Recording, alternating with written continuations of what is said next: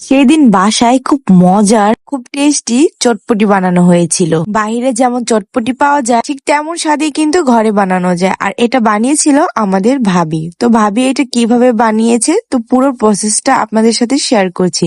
Hello everyone, আসসালামু আলাইকুম। সবাইকে জানাচ্ছি আমার নতুন আরেকটা ভিডিওতে স্বাগতম। ফার্স্টে এখানে ছোলাটা সিদ্ধ করে নিয়েছি আর এটাকে একটু পানি পানি করে সিদ্ধ করে নিয়েছিলাম। তারপরে আলু সিদ্ধ করে ছোট ছোট টুকরো করে কেটে নিয়েছি। আর এদিকে আবার ডিমটাকেও একটু গ্রেট করে নিলাম। এর সাথে অ্যাড করব পেঁয়াজ কুচি, কাঁচামরিচ কুচি আর ধনেপাতা কুচি। তো এদিকে আবার টক পানিটাও কিন্তু একদম ঘরোয়াভাবে বাসায় তৈরি করা হয়েছে।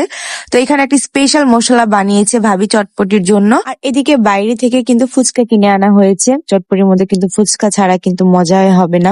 তো একটা বড় বাটিতে ছোলা, পেঁয়াজ কুচি, ধনেপাতা কুচি, কাঁচামরিচ কুচি আর হচ্ছে চটপটির মশলা দিয়ে কিন্তু ভালো করে হাত দিয়ে মেখে নেওয়া হচ্ছে। এটা একদম মিক্সিংটা পুরো বাঙালিয়ানা ভাবে হাত দিয়ে মিক্স করা হচ্ছে। যাই হোক, এখন সুন্দরভাবে মাখানোর পরে কিন্তু চলে এসেছে সার্ভিং করার টাইম। তো এখন সবার জন্য কিন্তু ভাবি আবার সার্ভ করে দিচ্ছিল। তো এখানে প্রথমে চটপটি নিয়েছিল, তারপর উপর থেকে কিন্তু কুচি করা ডিম দিয়ে দিচ্ছিল, তারপর আবার ফুচকা ভেঙে দিচ্ছিল। পুরো চটপটিওয়ালা মামাদের মতো সুন্দর করে চটপটিটা বানিয়ে আমাদেরকে দিচ্ছিল। এরপর সবাইকে দিয়ে দেন তারপর আমি খেয়েছিলাম।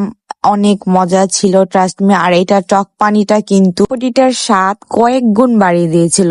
আচ্ছা, আপনারা কে কে চটপটি খেতে পছন্দ করেন আর কে কে ফুচকা খেতে পছন্দ করেন অবশ্যই এই ভিডিওর কমেন্ট সেকশনে কিন্তু বলে যাবেন। আর একদম ইজি ওয়েতে এরকম আপনারাও বাসায় চটপটি বানিয়ে খেতে পারেন। তো কেমন লাগলো আমার আজকের এই চটপটির ভিডিওটা অবশ্যই আমাকে কমেন্ট করে জানাতে একদমই ভুলবেন না। আর এরকম ঘরোয়া রেসিপি দেখতে চাইলে অবশ্যই কিন্তু আমার পেজে এবং আমার সাথে থাকতে হবে।